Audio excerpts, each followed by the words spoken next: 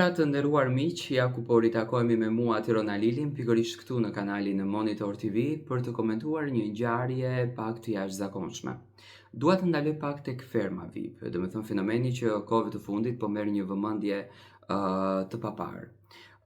Ola brenda tek shtëpia e fakirit ka luajtur një skenar. Unë do ta quaj skenar sepse unë në asnjë mënyrë nuk i besoj që brenda në fermë mund të ekzistojnë shpirtra të jashtëzakonshëm, domethënë shpirtra që ne i quajmë shpirtra të xhinëve. Ëm Ishin ca video që në fakt bën buj nëpër rrjetet sociale, krijuan një lloj frike tek publiku shqiptar sepse normalisht askush nuk e dinte se çfarë po ndodh, çfarë janë këto gjëra, pse po bëhen këto gjëra, por unë mendoj që strategjia e Olës dhe shumë bukur e luan.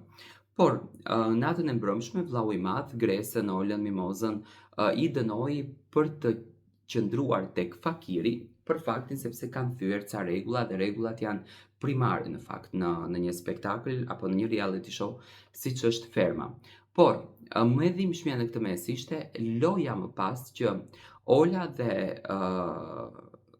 Gresa në këtë rast filluan të bëjnë me fen islame. Tani, filluan të përdoren kartat e patriotizmit që në fakt unë jam kundër që të përdoren në këto reality show sepse asnjëri prej ato as nuk ka hyrë aty domethënë të përfaqëson luftën e Kosovës, as nuk ka hyrë aty të përfaqëson kombin shqiptar dhe as nuk ka hyrë aty të përfaqëson Kosovën ose Shqipërinë. Ato në fund të ditës kanë hyrë të përfaqësojnë veten e tyre, karakterin e tyre, personalitetin e tyre.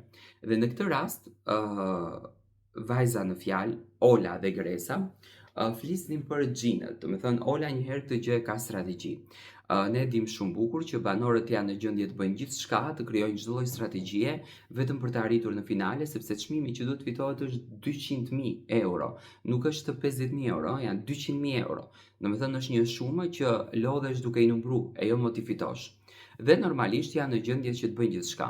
Tani Gresa, ndoshta për të bërë pak humor, filloi që të komenton që ne duhet ta thrasim, ne duhet ta marrim Kur'anin, ta heqim xhinin, dhe nuk është e bukur kjo gjë sepse unë mendoj që nuk duhet luajtur dhe nuk duhet dallur me fen islame. Zoti e ka pranuar dhe në Kur'an, por e tregon dhe në Bibël, e tregon dhe në Tevrat, e tregon në për të gjitha librat e shenjtë që magjia ekziston dhe ka rrite dhe forma për ta kaluar magjin.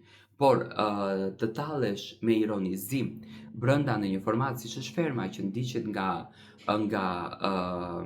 domethënë një audiencë e frikshme me numër është jo normale. Unë mendoj që Agaj duhet merr masa për këto gjëra, sepse shikoj që ka shumë reagime jashtë nga personalitete të ndryshme. Okej, ndoshta Ola dhe Gresa nuk arrin ta kuptojnë sepse janë brenda të izoluar dhe nuk e përballojnë dot izolimin dhe tashmë kanë dalë nga vetja, por mua më duket çnjerëzore kjo gjë.